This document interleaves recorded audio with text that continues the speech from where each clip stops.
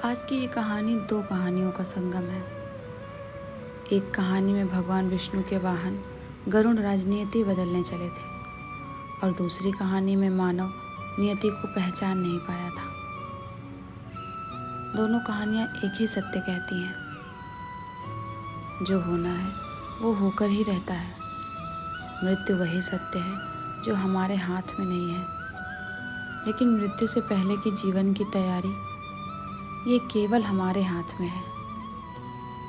पहली कहानी आरंभ होती है कैलाश पर्वत पर, जहाँ की असीम शांति में गरुड़राज खड़े थे और तभी उनकी दृष्टि एक छोटे से मासूम से पक्षी पर पड़ती है। गरुड़राज उस पक्षी की मासूमियत निहार ही रहे थे कि अचानक उसी समय यमराज वहाँ पहुँचे और उन्होंने उस पक्षी को एक पल देखा और गहरी चिंता में डूब गए। गरुड़राज ने उन्हें देखकर चौंक गए और सोचने लगे कि यमराज ने इसे देखा है। इसका अर्थ है इस पक्षी पर मृत्यु की छाया है। दयालु गरुड़ उसी क्षण उस पक्षी को उठाकर हजारों मील दूर घने जंगल में छोड़ आते हैं, ये सोचते हुए कि अब वो सुरक्षित है।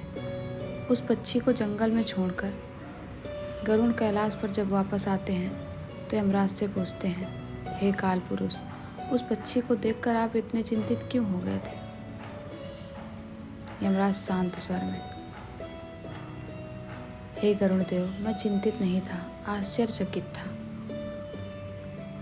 कि इस पक्षी की मृत्यु एक सर्प द्वारा होना आज निश्चित था, परंतु यहाँ नहीं, यहाँ से हजारों मील दूर एक जंगल में, उसी जंगल में जिस जंगल में आप उसे छोड़ आए हो गरुड़ देव, आपने नियति बदलने का प्रयास किया है, जिसे बदलना किसी के हाथ में नहीं। गरुड़ मौन हो गए।